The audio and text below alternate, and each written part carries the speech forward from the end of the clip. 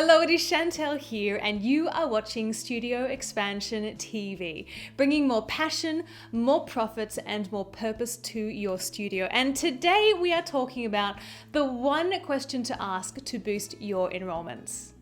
How frustrating is it when you get an inquiry from a new potential student and you write back to them with a whole lot of information, a whole lot of details, and thinking, great, they're going to come to the studio, and then you never hear from them again, and you can't understand why not? And it's a really delicate thing we need to be able to manage in the studio. If we can nail that first response back to that potential student, we've got a much better chance of getting them actually through the door.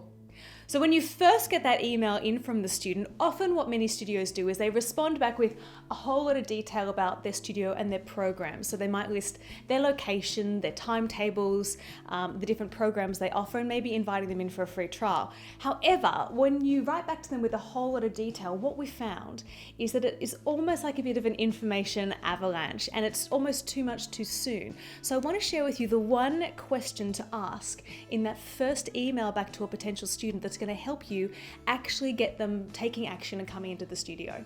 So here's what to do. Instead of emailing them back with a whole swag log of information, we want to take the pressure off that and instead take a moment to build the relationship with this potential student. So instead of sending them all the details about your timetable and schedules, instead ask a question or a few questions. An example might be, tell me a little bit about your child.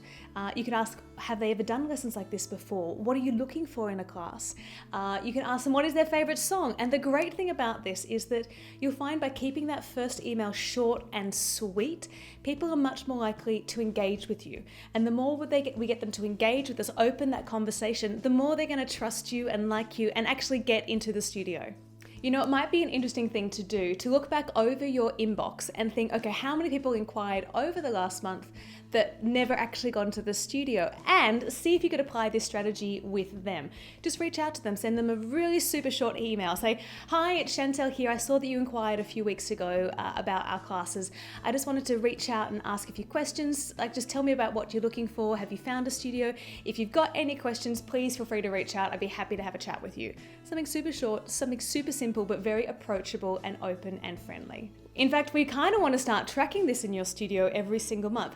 How many inquiries are you receiving on a monthly basis? And how many of those inquiries are we actually getting signed up for lessons? If we can boost the number of sign-ups from inquiries, that's just going to absolutely fast track your studio's growth without actually spending any more money. We're just getting a whole lot more efficient.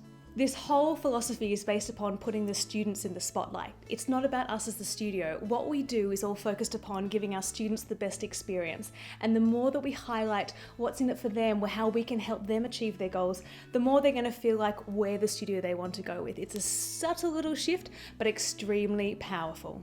To make this super easy for you, I've written a whole bunch of suggested questions that you might like to swipe and use in your first email.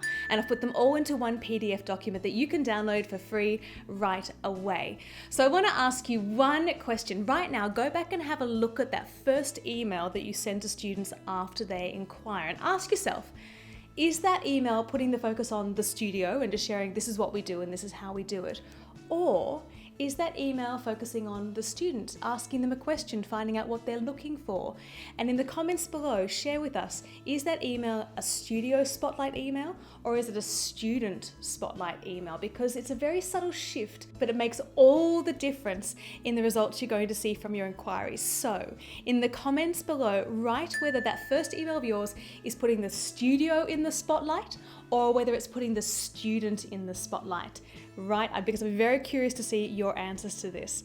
Thank you so much for watching, and I can't wait to see you next time on Studio Expansion TV.